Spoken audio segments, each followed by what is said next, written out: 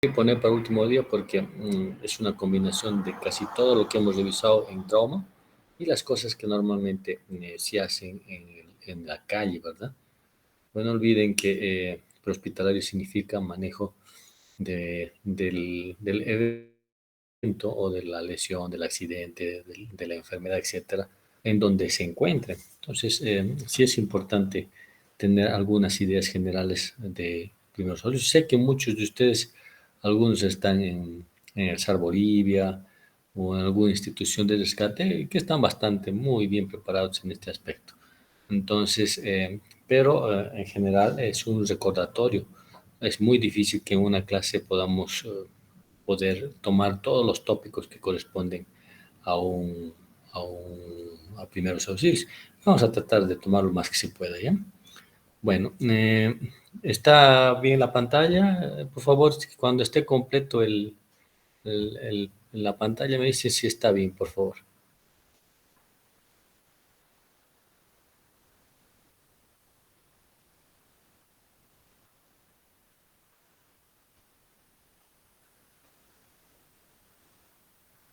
¿Ya se abrió la presentación?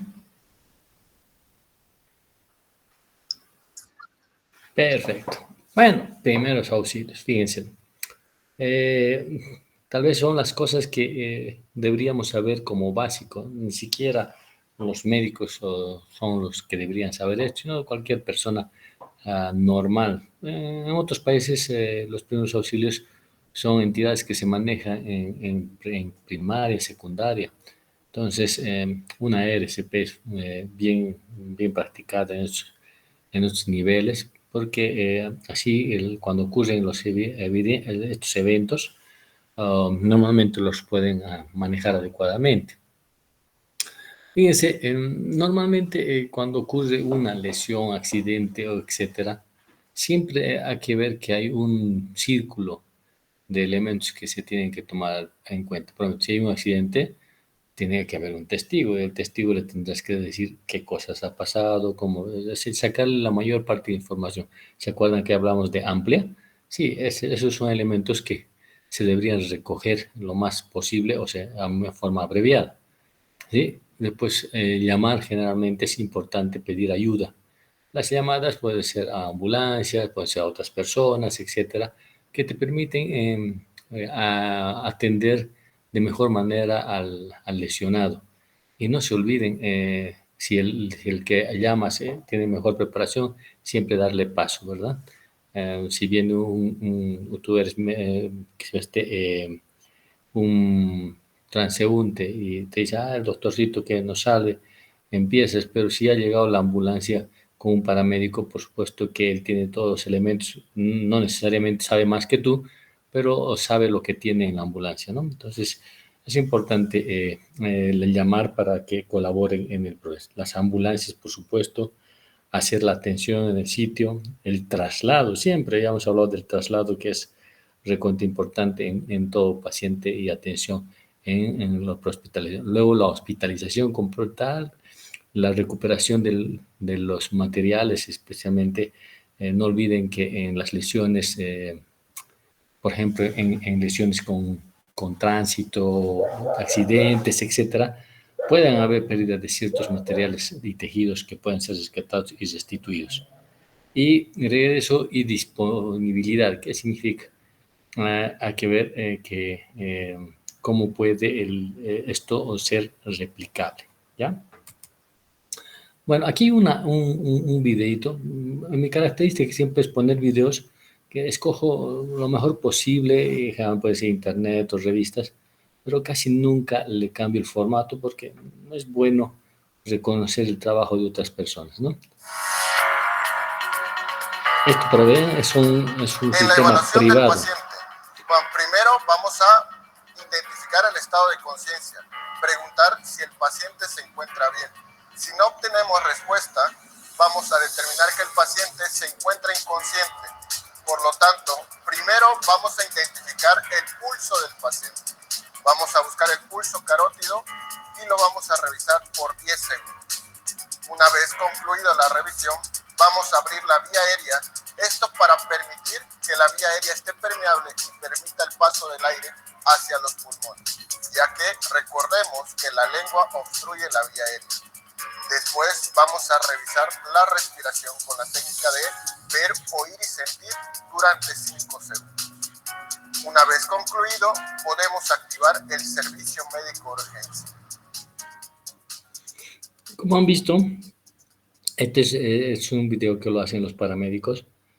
La prerrogativa, la importancia que le dan en la evaluación del sitio del accidente es el ver, el sentir, ¿verdad? Y el oír.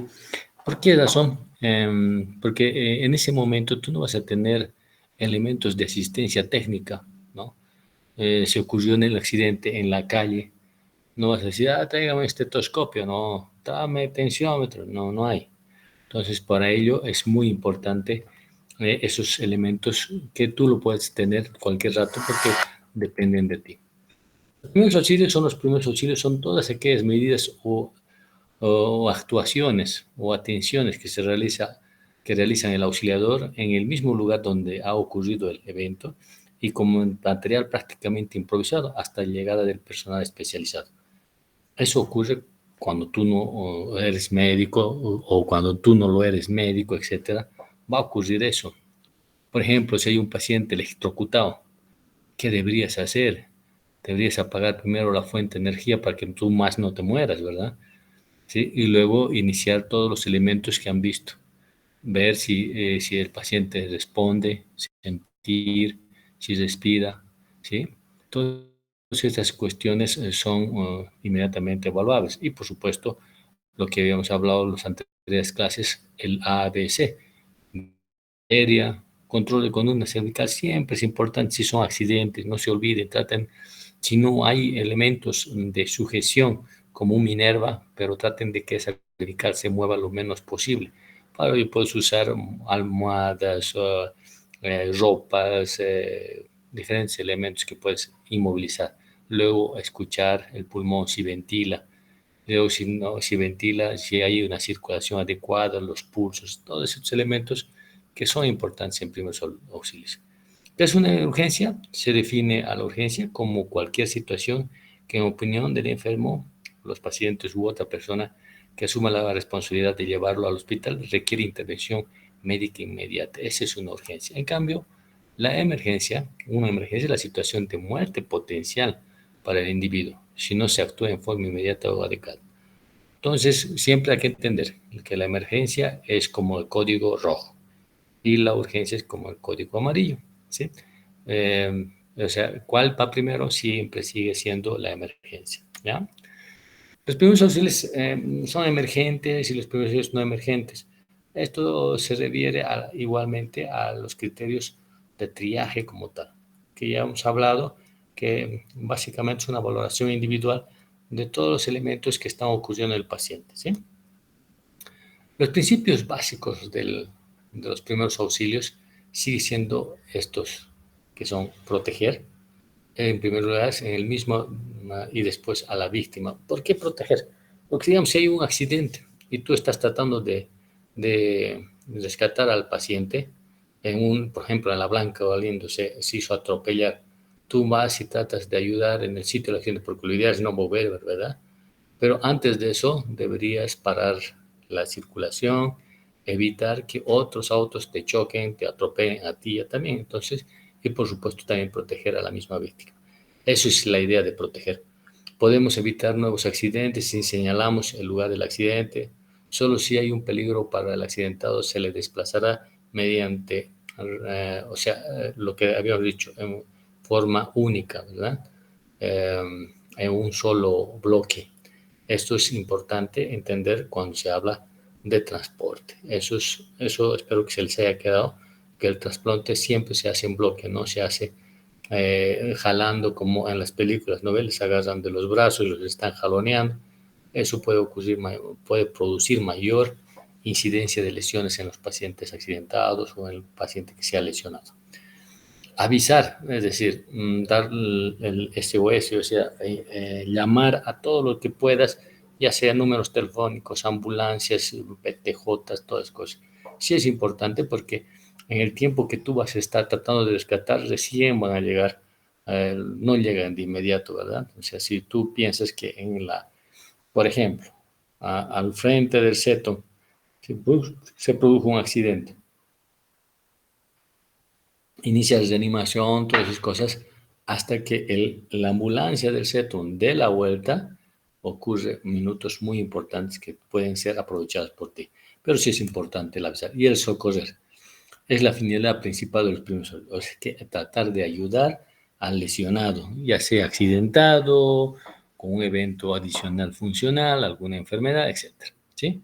Por ejemplo, si tú tienes un paciente que ha convulsionado, se tiró al suelo, antes de, ya tienes que evitar que se produzca lesiones por el trismus que produce la boca, de la lengua, o que se golpee la cabeza, evitar que las contracciones tónico-clónicas produzcan mayor lesiones con órganos o con elementos que están alrededor. Todas esas cosas es socorrer, ¿verdad?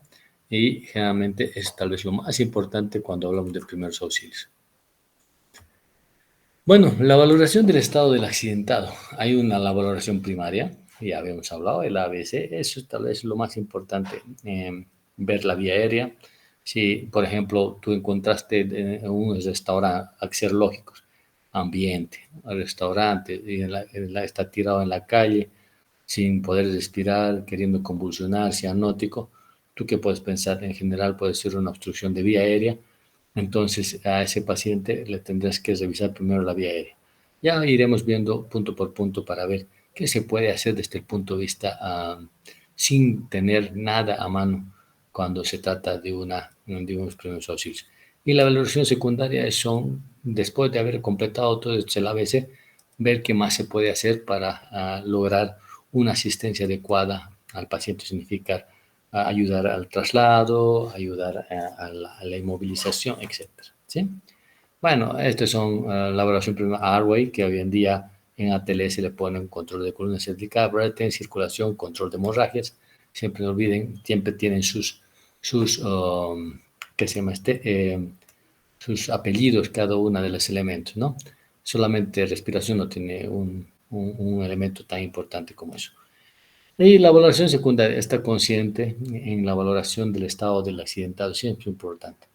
Durante este proceso se interrogará al enfermo o a todos los que están. Es lo que se había comentado. Tienes que estar atento a toda la información que tú puedas conseguir de la gente que está alrededor, lo que ha podido hacer para que deduzcas rápidamente la causalidad del evento, ¿ya? Algo es, la permeabilidad vía aérea necesita para que el aire llegue a los pulmones y la columna cervical. No se olvide, en trauma, columna cervical. Cuando no es columna cervical, pero, por ejemplo, si tú has tenido un paciente que ha convulsionado, tiene su epilepsia, cayó, golpeó, puede haber, empezando de un TEC, lesión cervical, etcétera, sin necesidad de que haya habido un trauma directo, ¿sí? Entonces, o un infartado, ¿verdad? Puede ser que ha caído de golpe y puede lesionarse. Entonces, siempre hay que pensar que puede haber alguna lesión de la columna cervical. Entonces, tengan mucho cuidado con, especialmente la hiperextensión de cuello.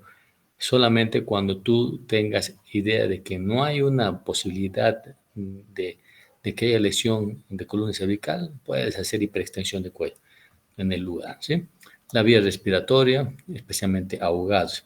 No se olviden que la vía aérea, ¿qué se llama perdón, se rayó la cosa. Bueno, la vía respiratoria es importante, ¿verdad? Todo lo que ingresa, todo lo que significa boca, laringe, bronquios, a donde tú puedes más trabajar sigue siendo hasta la faringe, porque de ahí, sin instrumentos es muy difícil poder evaluar.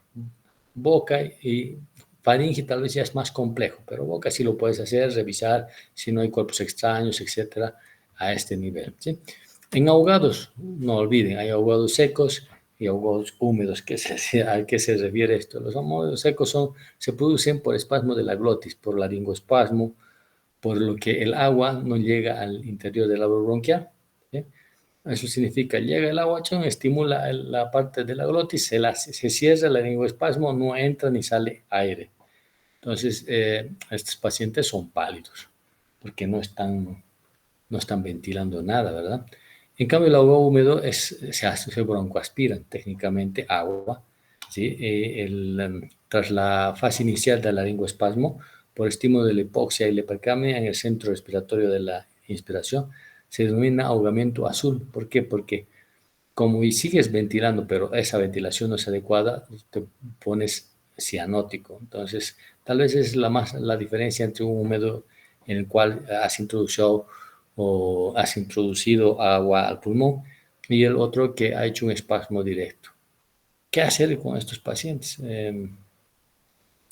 Como dice aquí, valoración, soporte y estabilización, sacar del medio acuático, permeabilidad de la vía aérea, iniciar la ventilación, CEPR si es necesario, monitorización electrocardiogramática si es que vienes con una ambulancia, control, por supuesto, de la columna cervical y cuidados de hipotermia.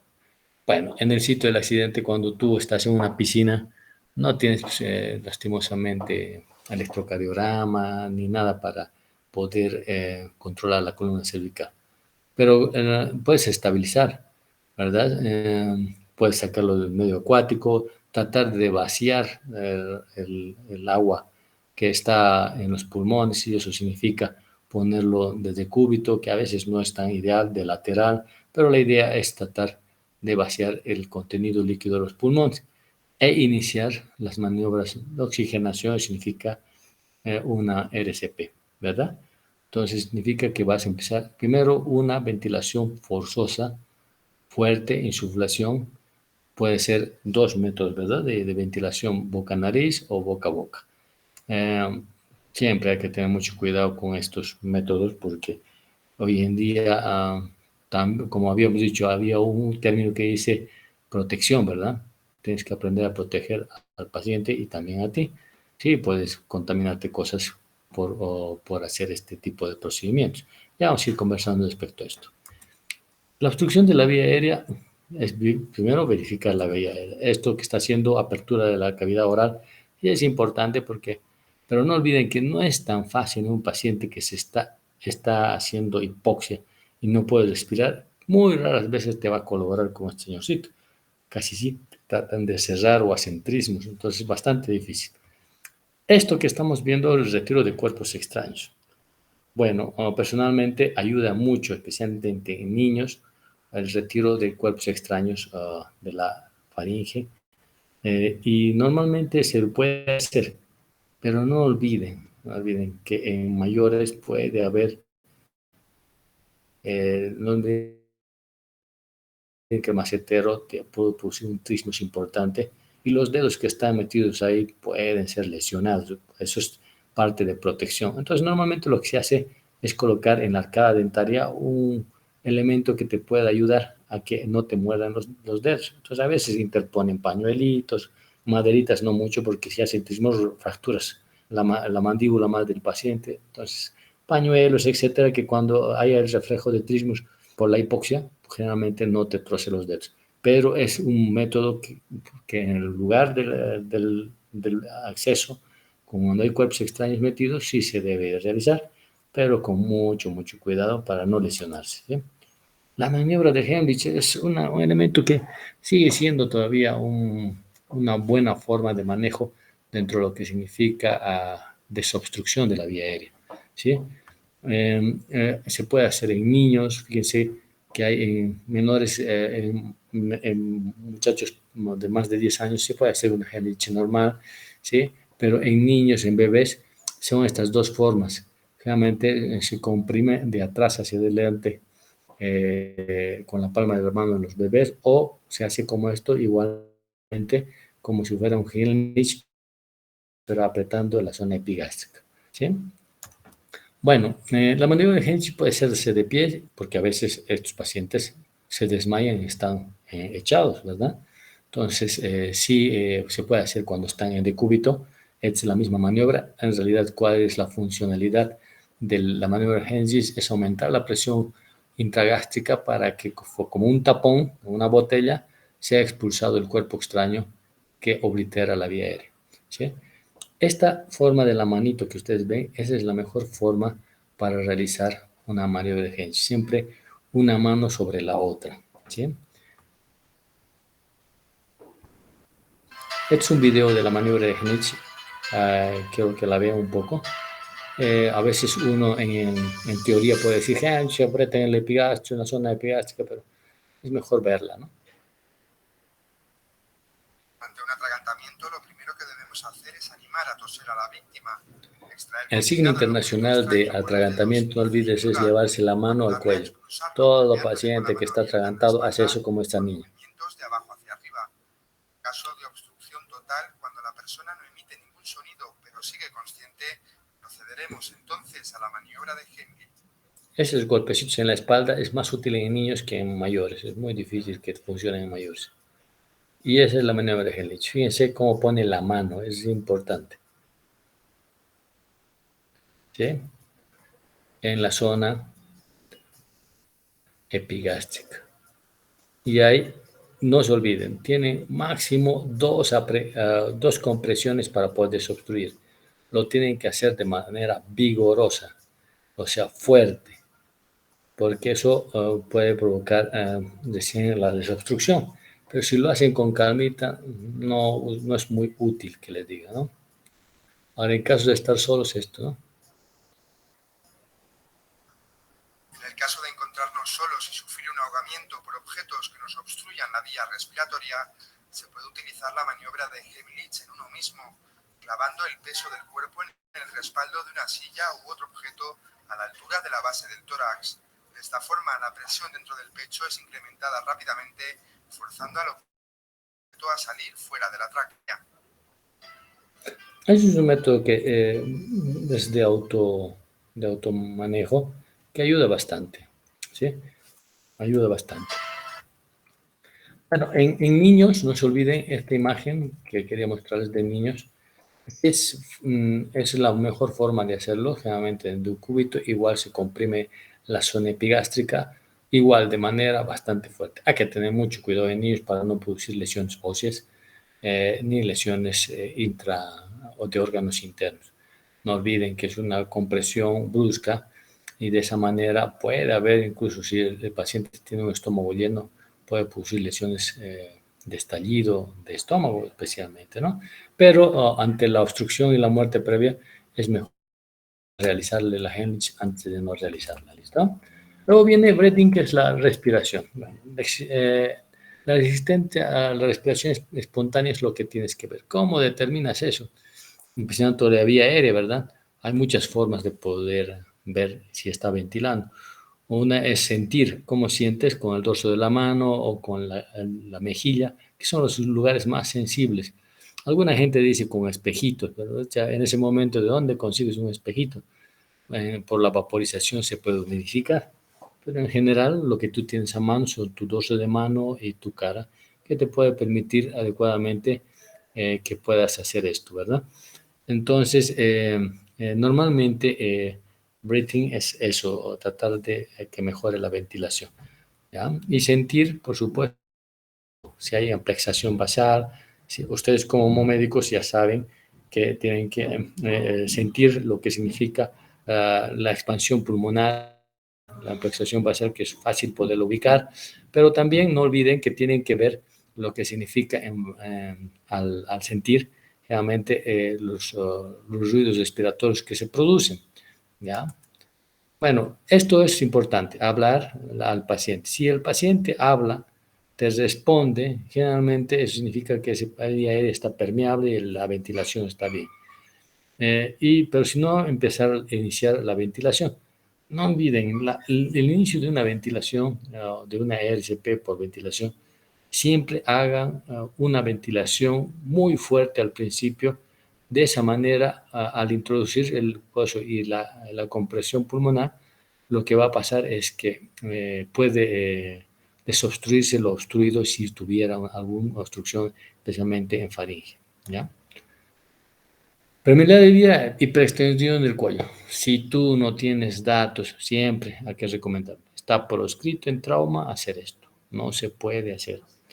Pero si tú eres un paciente, por ejemplo, que se quemó, está quemado, desmayado, etcétera, sí puedes hacer esto para mejorar la ventilación. La proyección anterior de la mandíbula, la proyección anterior de la misma, son más útiles cuando se trata de trauma, ¿sí? Ventilación, fíjense, esta es la forma. La ventilación sigue siendo la hiperextensión del cuello, puede ser boca a boca, boca a nariz. En niños es más boca a nariz, en mayores es boca a boca por los tamaños.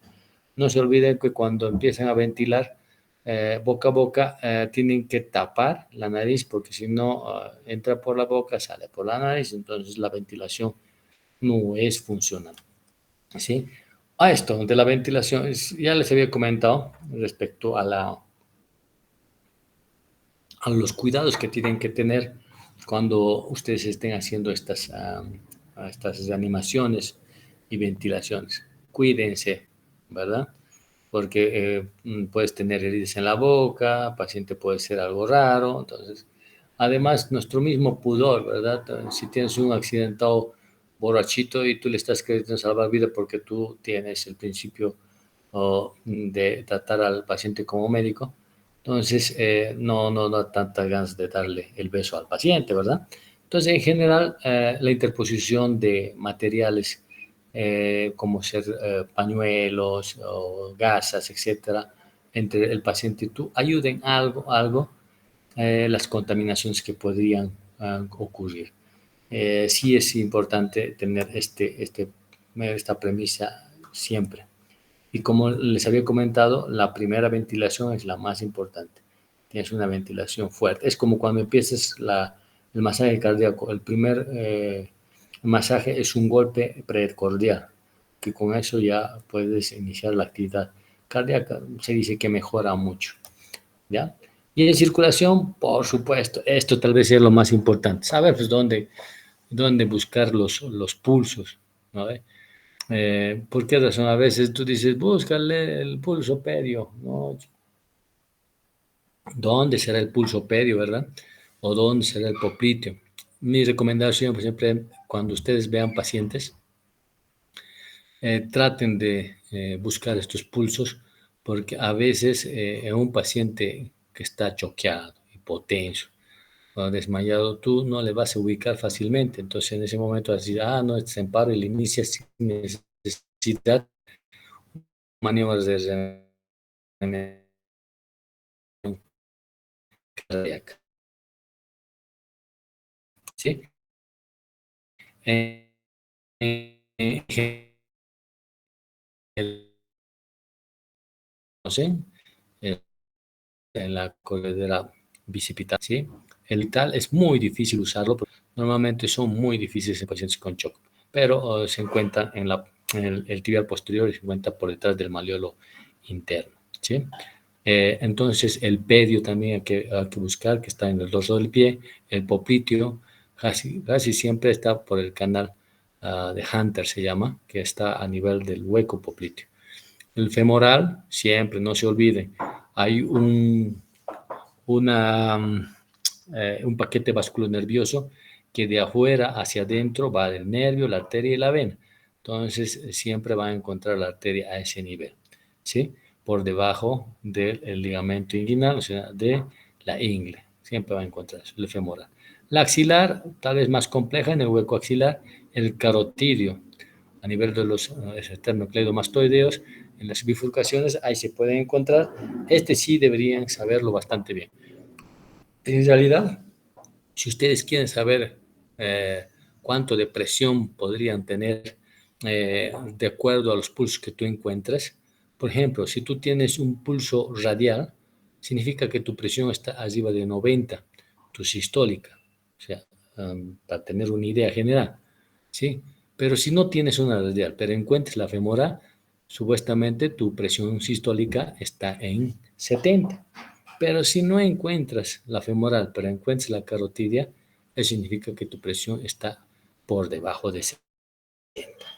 Tal vez son elementos de primeros auxilios que uno tiene que acordarse para poder evaluar a los pacientes, ¿sí? Como ven, estos son la forma de tomar los pulsos. Siempre tengan cuidado, ¿sí? En viejitos, no olviden al hacer un masaje cardíaco puedes producir ciertos elementos vagales que te pueden complicar más todavía, hacer reflejos vagales y producir más bradicardia y de veras hacer paro. O sea que ten mucho cuidado con los pulsos carotídeos en personas de edad especialmente. Luego, el control de hemorragias.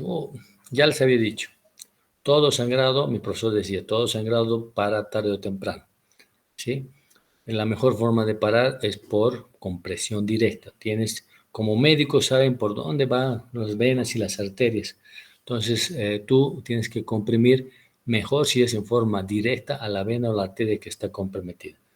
Los vendajes ayudan mucho. Antes se usaba mucho los torniquetes. Un tiempo hacia atrás se proscribió los torniquetes, pero hoy en día, en los últimos consensos de la TLC, te dice que puedes usar torniquete, pero que en forma temporaria y muy bien controlada. Eso significa cada cierto tiempo soltar para que no haya isquemia de las extremidades en especial, ¿sí?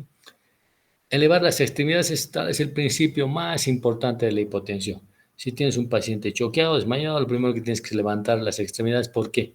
Porque tienes que redistribuir la volemia a órganos blancos, como os había dicho ayer, ¿sí? Entonces, la circulación que está yendo a las extremidades se queda en el torrente más grande y puedes mejorar especialmente en cerebro la perfusión. De esa manera el paciente puede despertar, etc. Siempre hay que tener mucho cuidado con esto, ¿sí? Si un paciente va desmayado, lo primero que tienes que es levantar los piecitos, verificar la ventilación, la respiración, los pulsos, etc.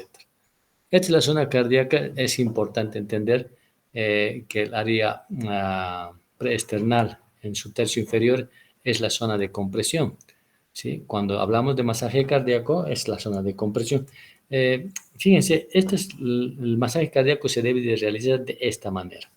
Esta imagen tal vez te da una idea general de cómo tienes que hacer masaje. El masaje cardíaco tiene que hacer con todo tu peso sobre la extremidad con esta forma de colocar los brazos. Hay un defecto normalmente en los médicos, y casi todos los médicos cometemos el mismo error, que se llama el defecto del fuelle, que significa que tratamos de masajear doblando las articulaciones del codo y haciendo fuerza. Esto, aparte de que te cansa muy rápido en la reanimación de un paciente, aparte que te cansa, no es tan efectivo porque no comprime la pasilla torácica adecuadamente. Entonces, la mejor forma es mantener este eje rígido y la compresión que sea con tu peso de tu cuerpo, ¿sí? Para ello, normalmente, o si está en el suelo, es muy fácil. Por ejemplo, si tú estás haciendo una reanimación en la camilla, si no tienes la altura correcta, tienes que subirte sobre la camilla o sobre el paciente para iniciar este masaje. ¿Alguna vez han visto en alguna película el rescatador se sube, se monta al paciente y empieza a reanimar la reanimación cardíaca se hace masaje cardíaco, pero parecería chistoso, ¿verdad? Pero esa es la forma ideal de hacer esto, ¿sí? Ahora, los masajes de una sola persona puede hacerse como esto dice 215, que son cosas antiguas. Hoy en día te dicen 230. Hay muchos criterios respecto a esto, ¿sí?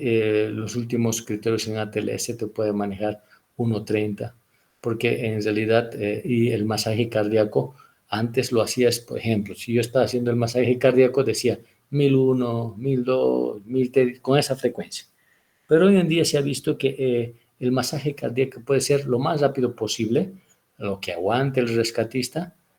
¿Por qué? Porque se ha visto que haciendo con pausa, porque la pausa del 1001, 1002 se pensaba que era para que produzca el llenado de las aurículas, para que mejore la precarga y por supuesto la poscarga aumente. Pero se ha visto que funciona mucho mejor haciendo contracciones más frecuentes y por supuesto a lo que tolere el rescatador, ¿sí? Fíjense esta imagen. Este me gusta mucho porque hay el EA. Van a ver el EA, que es un elemento que normalmente todos los primeros, las ambulancias que tienen paramédicos y no médicos, los usan. Por ejemplo, ese paciente no es accidentado. Desalojen el autobús, por favor. ¿Sí? Quédese usted aquí conmigo. ¿Algún sanitario? ¿Algún enfermero? Oiga. Está haciendo su labor de información, control de situación. Oiga, ¿está usted bien? ¿Qué está haciendo? Está sintiendo. Mire, hay un hombre caído en el autobús. Está inconsciente y no respira. Ha visto, ha sentido Y ahora mismo. y ha escuchado, ¿verdad? Ha escuchado, de hecho no escucha, no ha hablado nada, Estoy haciendo ha sentido, no respira nada. Eso, ¿viste? 2 en 30. Esa es la que están haciendo ahora pregonando, pero cada vez cambian la forma. Lo que más importa es que tú hagas la reanimación. 30 a 1:15, 32, bueno, a lo que tú toleras como reanimador. Ese es el DEA. El DEA es un equipo inteligente.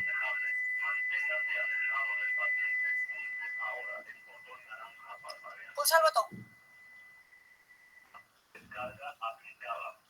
El DEA es un equipo que censa la frecuencia cardíaca y evalúa hacia qué tipo de ritmo y las necesidades de hacer descargas de electroshock, no se olvide. Normalmente se debe empezar, antes se decía que podías empezar con 100 joules, pero hoy en día con el máximo, con 360 joules debería hacerse las descargas. Sigue tú con las compresiones. ¿Se está moviendo? Para, se mueve, para. Oiga, ¿se encuentra bien? Oiga. Bueno, si eso pasa, van a ver la satisfacción que tienen cuando reanimaron a una Vamos a persona. ponerlo en posición de seguridad. ¿Sí?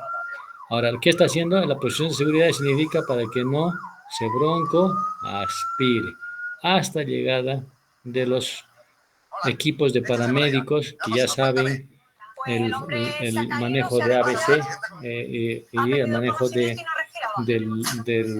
la vía aérea, etcétera, más funcional como si fuera un hospital. Vale, perfecto, muy bien. Bueno, mira, está bien, ¿vale? Parece que está estable, ¿eh? Muchas gracias por tu actuación. Yo creo que le has podido salvar la vida.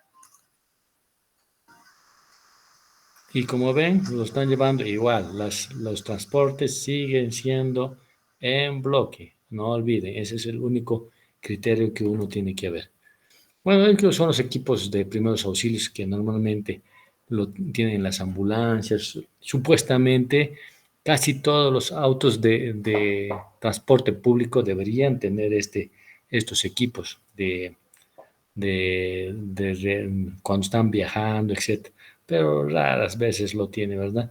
¿Por qué? Porque si ustedes ven instrumental, tijeras, pinzas, lámparas, termómetros, baumétro, estetoscopio, lancetas, es para hacer procedimientos, si hubiera sido necesario, ¿verdad?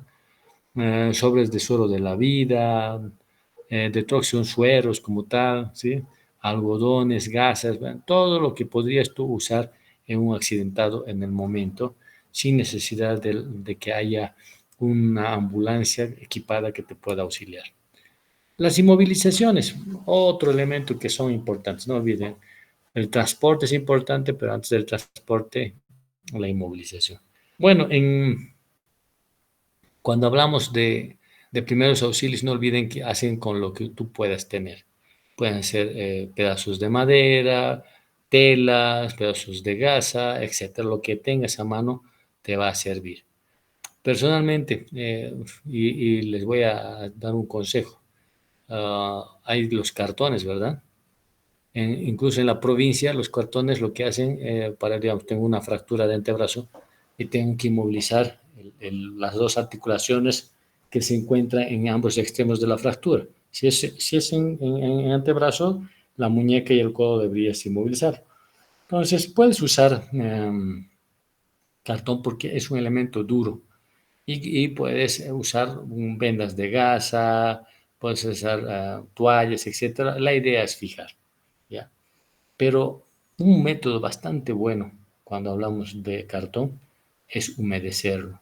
Es un consejo que siempre les doy a mis alumnos, porque al humedecer el cartón no es rígido, no produce lesiones por compresión ni por presión, y normalmente se acomoda a la extremidad. Cuando se seca se vuelve como un yeso. Entonces te ayuda mucho. Incluso si tú tienes el accidentado, no tienes nada en tu posta sanitaria, tú le pones un cartón, lo humedeces, le pones la venda de gasa y lo dejas así, mejor que yeso, hasta que llegue al lugar donde se puede hacer las atenciones del ATLS, ¿sí? O por supuesto las atenciones de segundo y tercer activación. Las inmovilizaciones, siempre no se olviden las articulaciones que corresponden al antebrazo, son muñeca y brazo. Si es brazo, es codo y hombro, en los famosos belpo. Estos son los belpo, en los cuales tú tienes que inmovilizar el antebrazo al cuerpo y el brazo al cuello, ¿sí? También las fracturas de clavículas, el 8 de guarismo le llaman a esto, que es una forma de poder estabilizar la columna. No olviden que las fracturas de clavícula son peligrosas. ¿Por qué razón? Porque hay una arteria y una vena bastante importante que cuando se lesiona puede producir un shock importante y un hemotórax terrible, ¿sí? Entonces es bueno hacer este tipo de procedimientos que son de primeros auxilios y que ustedes lo pueden hacer con cualquier material textil, ¿sí? Oh, se me pasó, perdón. Entonces, esto es lo que les comentaba del cartón, fíjense. Así se pone el cartón. Y si ustedes son vivitos en sus centros de salud, si ustedes no tienen elementos suficientes, porque en Bolivia tenemos que hacer mucho primeros auxilios en centros de primer nivel. Siempre tengan su escochito. Fíjense, aquí el señor tiene su scotch. Sí sirve y harto, les comentaré, y ayuda mucho en movilización, traslados, etcétera, ¿sí? Bueno, otras cosas que hay que tener en cuenta también en primeros auxilios son las quemaduras. Seguramente que cuando abren ATLS van a ver un poquito más sobre quemaduras, ¿sí? Los famosos esquemas de Lund, ¿sí? Para niños, se meten las diferentes formas de poder clasificar la profundidad. Estas son las más antiguas: primer grado, segundo grado y tercer grado. El primer grado son eritemas, el segundo grado ya son procesos con ampollas, el tercer grado ya es con lesión e isquemia, ¿sí? Ahora, el otro tipo son los primeros grados con lesión sin epidermis, segundo grado superficial epidermis, es otro tipo de clasificación que se usa. Es la Conversen-Smith, que es primer grado es eritema, segundo grado superficial, segundo grado profundo, la destrucción de la dermis, y el tercer grado, destrucción de la piel. El Benaim es el que se usa, más lo usan argentinos y normalmente lo están usando más en el ATLS. Es el tipo A, son los superficiales, el tipo AB, intermedios, el tipo B, profundo. Si se dan cuenta, casi todos hacen lo mismo. Primero, segundo y tercer grado. Listo, se acabó el pleito. O A, B y B, ¿sí? Tal vez cambie la nomenclatura, pero en realidad te permite saber que si es un primer grado es la quemadura de sol, por ejemplo. Si es un segundo grado es la quemadura de agua con ampollas. Y el tercer grado es la quemadura eléctrica o quemadura profunda, en la cual ya hay lesión severa a nivel profundo, y tanto muscular como entonces hay una disección.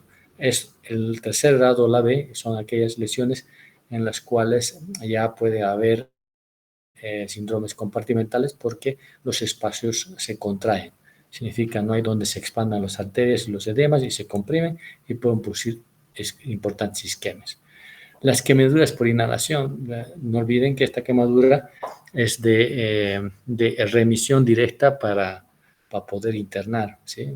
Todo paciente que tenga todos estos elementos como quemaduras faríngeas, esputo, estridor, ronquera, obstrucción de la vía, carboximoglobina, que hayan estado confinados en una área de incendio, cejas y vellos nasales quemados, tos, sibilancias, todos estos elementos te pueden dar una idea de que esta quemadura va a ser complicada y debería ser remitida rápidamente, porque puede haber un edema importante en las vías respiratorias altas que pueden necesitar incluso intervención de una vía aérea quirúrgica, ¿sí?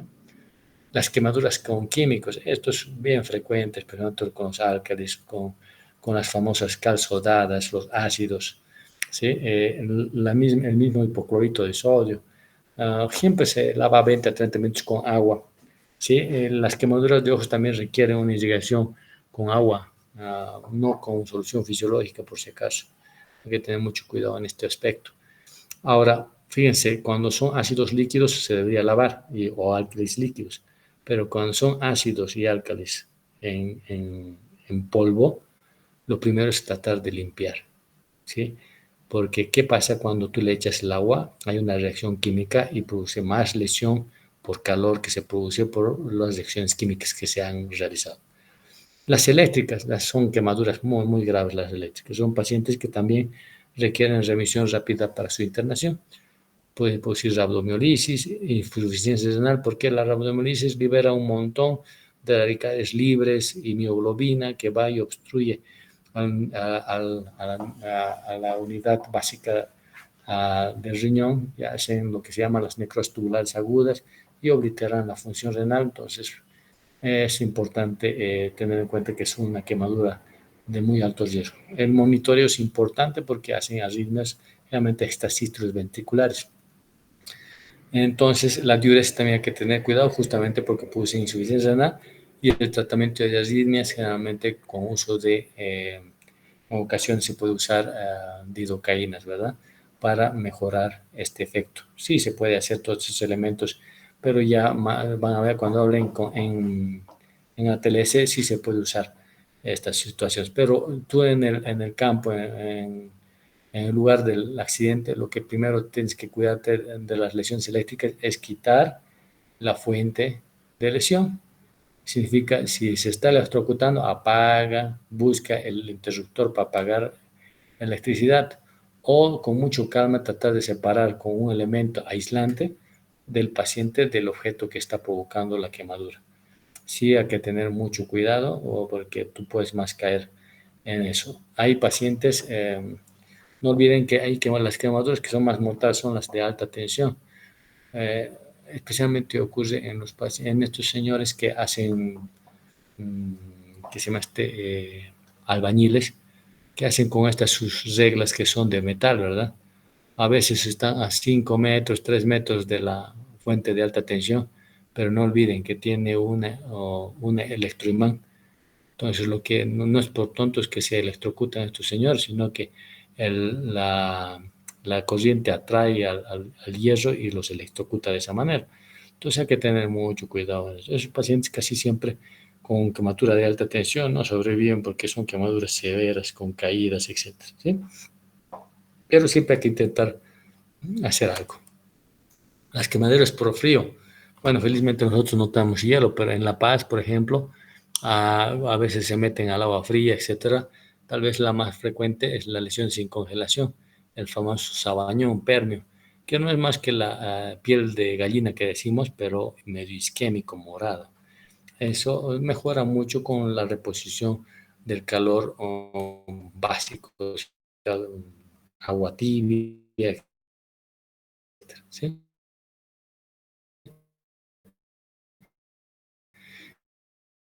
Y las lesiones por congelación, que ya son lesiones que pueden producir mayor grado, segundo grado. El primero es la hiperemia, edema sin necrosis cutánea, es como si fuera una quemadura de segundo grado.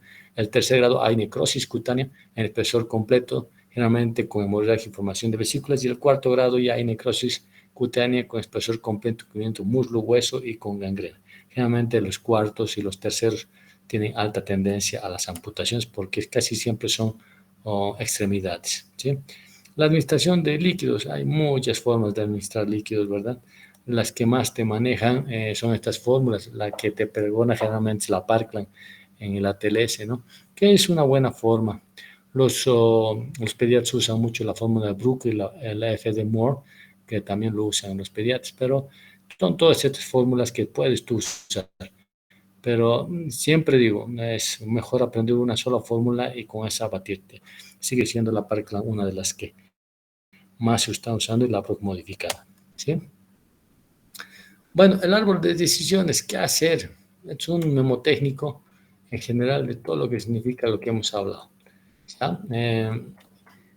Generalmente, los primeros auxilios son las cosas que tú puedes hacer en el sitio del accidente. Si te encuentras un paciente de este tipo atropellado en media calle, ¿qué tienes que hacer? Tratar de inicialmente organizarte. Vía aérea, respiración, control de hemorragias y circulación. Entonces, ¿cómo tienes que hacer?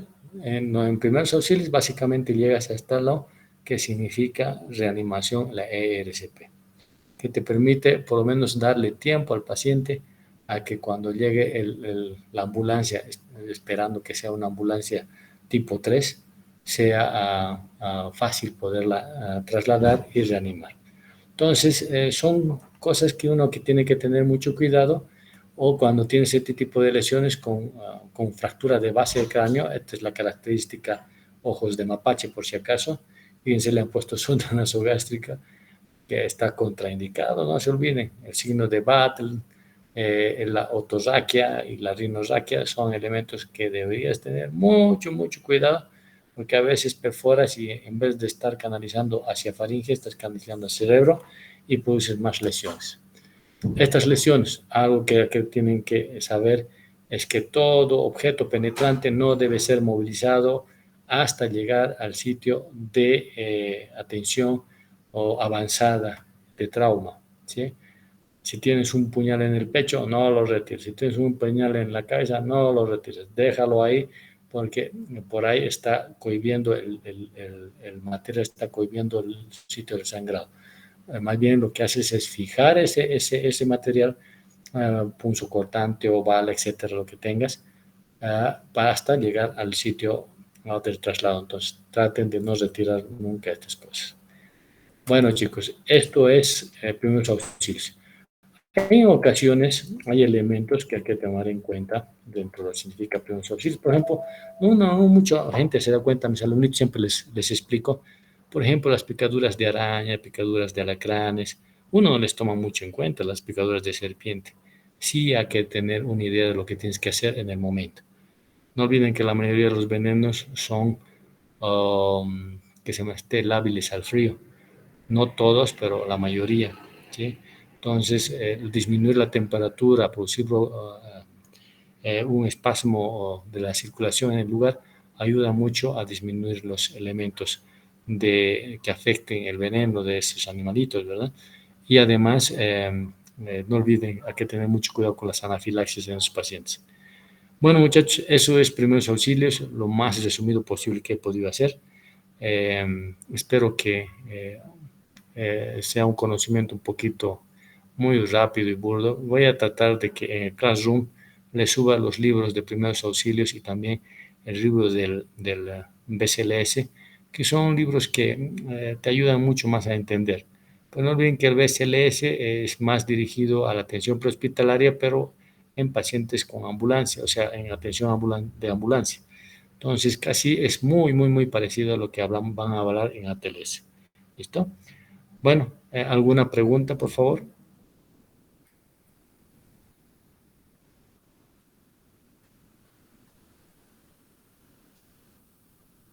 Valeria, ¿alguna pregunta? Bueno, espero que haya sido un poco claro. Son muy cortos tiempos para hablar de tanto material, pero espero que algo les quede de lo expuesto. De todas maneras, voy a tratar de subir las presentaciones para que ustedes los tengan también. ¿Listo? Bueno, un gusto, chicos. Nos vemos tal vez, y los que rotan conmigo en el centro ya nos estaremos viendo. Muchas gracias por todo. Nos vemos. Hasta luego.